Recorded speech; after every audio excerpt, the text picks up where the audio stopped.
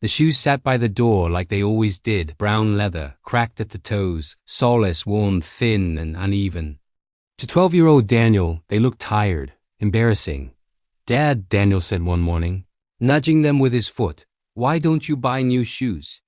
Those look like they survived a war." His father didn't look up from tying his laces. He only smiled faintly.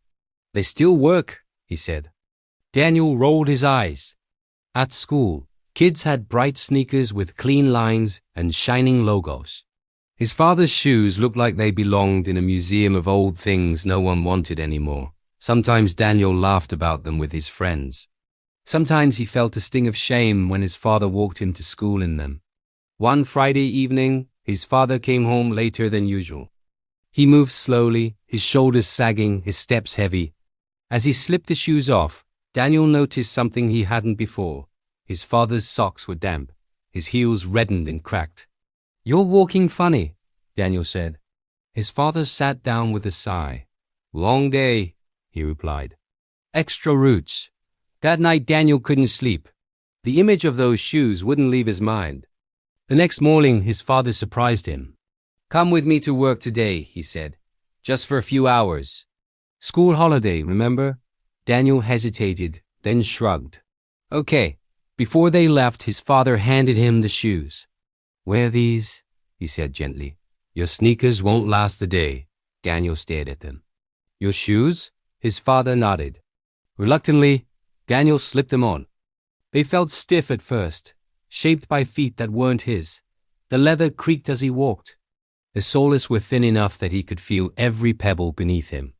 They started walking. One street turned into two. Two turned into many. The sun climbed higher. Daniel's feet began to ache. The shoes rubbed at his heels, pressed against his toes. By the time they reached the market, his legs felt heavy. They kept going.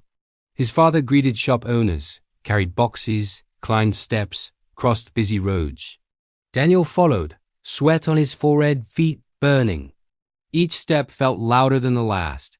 By midday he wanted to stop, to sit, to go home. "Dad," he said quietly, "how far do you walk every day?" His father thought for a moment. "I've never measured," he said. "Just far enough." By the time they turned back, Daniel was limping. When he finally took the shoes off at home, he saw blisters blooming on his feet, red and painful. He stared at them in silence. Now he understood. Those shoes weren't ugly.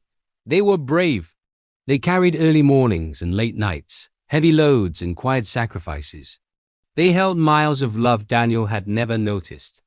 That evening, Daniel cleaned the shoes carefully, rubbing polish into every crack. When his father saw them by the door, shining softly, he paused. "Thank you," his father said. Daniel swallowed. "I'm sorry," he replied. "I didn't know." His father smiled, deeper this time. And from that day on, whenever Daniel saw those old shoes, he didn't see wear. He saw the miles inside them and the man who walked everyone for him. Like this video, subscribe for more. You will not want to miss our next.